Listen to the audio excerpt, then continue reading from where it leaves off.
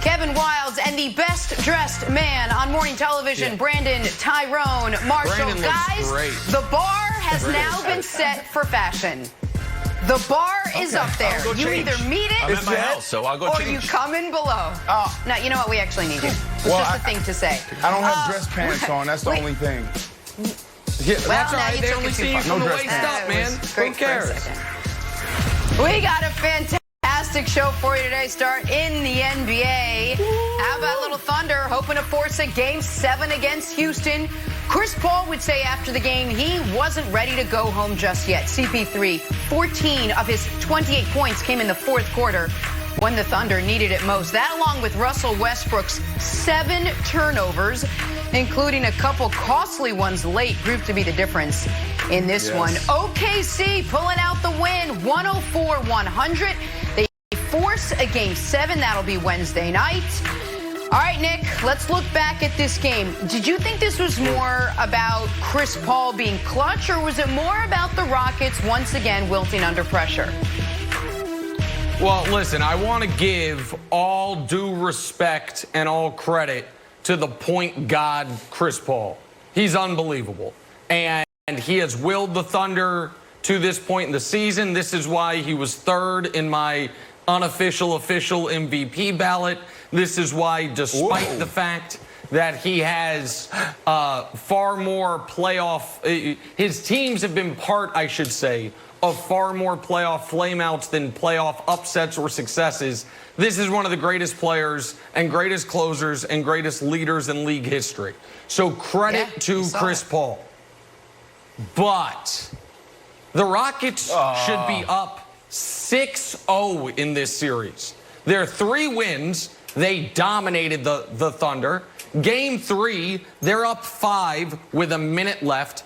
Game 4, they're up 13 late in the third quarter. And last night, they're up 6 in a closeout game with the ball with 4 minutes left.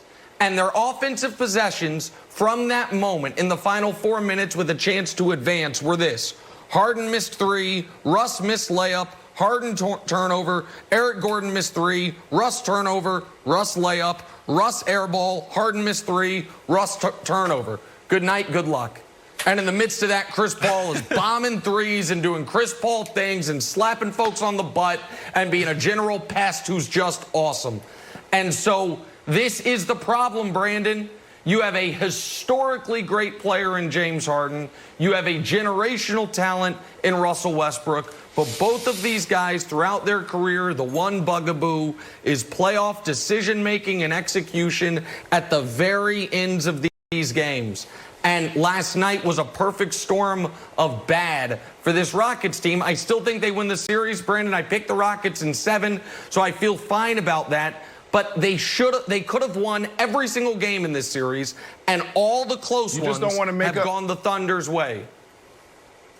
You just don't want to mess up your bracket, Nick. For the most part, everything you said was dead on. No, that's exactly what it is. Let's just admit it. You just don't want to mess up your bracket. You're still picking these guys to win in 7? After watching that? Like, come on, here's man. why, Brandon, for the most part, I think just real quick, just tell me what you think. I think the Rockets are better. I just think the Thunder are the best closing close team in basketball they were throughout the year. And the 3 games that have come down to the end, Chris Paul just takes over and is the best guy on the court in those spots. For the most part, you were right. It's more about Chris Paul and this team being clutch than it is about the Rockets. You know, this team, you said it. You made the point.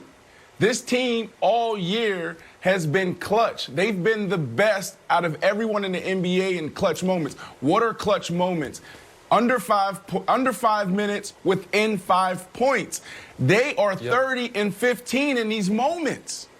Chris Paul is the best player in clutch moments. He's had 150 points, 150 buckets in these clutch moments. So when you look at it a little closer, you shouldn't be surprised. Now, yes, I understand the Rockets, they went all in on James Harden's skill set. They went small ball. and it hasn't paid out for him. Now, do I blame them for doing that? No, you have a once-in-a-generational time player where you have a guy who's probably top 5 in all-time scoring in the NBA, but at the end of the day, what they did didn't work. Losing Capella didn't work a couple years ago.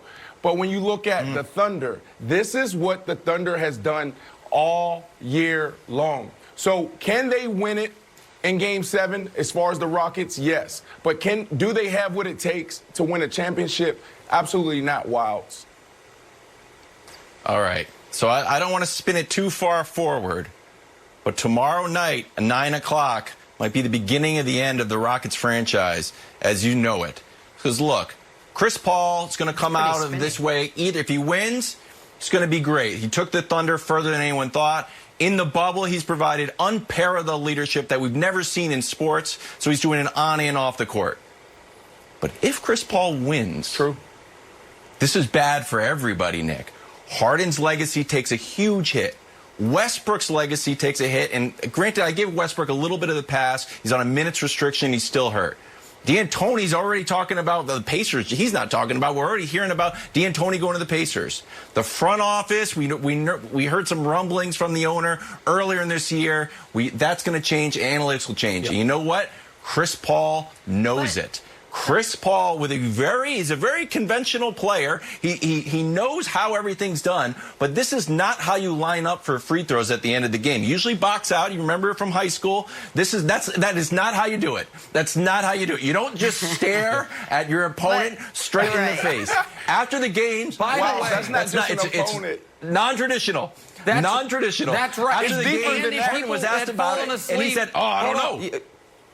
Now, and Wilds, if people have fallen asleep, look at the score bug. It's a 3-point game with 4 seconds left. Rockets have a timeout. If Gallinari misses that free throw, it's the most important box out of the season. And Chris Paul is instead engaged in psychological warfare. Can we see that again? Look at Harden's face. I mean, it's a great point because it wasn't meaningless. The game wasn't over. But to Wild's point, and listen, folks assign me a loyalty to Houston because I used to live there and because I'm friends with Daryl. But I can be unbiased on this. Almost everything Wild said is correct about this being a fork in the road moment for the Rockets franchise. I think Daryl has done a brilliant job, and at the time, I think most people supported the Chris Paul, Russell Westbrook trade because CP3 had trouble staying healthy and Jenna because of his age. But if the season ends, that's why he's staring Chris at Harden that way. That's why he's staring at him that way.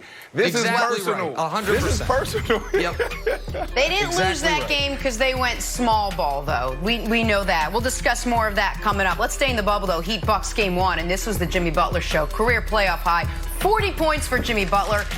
And the Miami Heat beat the Milwaukee Bucks.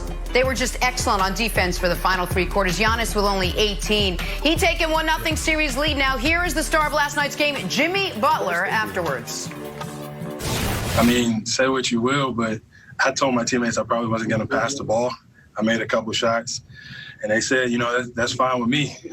I don't know if it'll be like that next game. I hope Tyler's the one that's in a position. He feels that the rim is just so big that he can't miss, or Gorn, or Bam.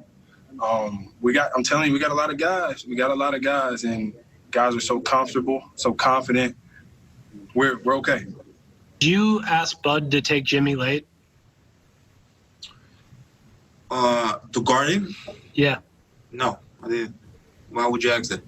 Is that something you want to do going forward? No, I'll do whatever coach tells me to do.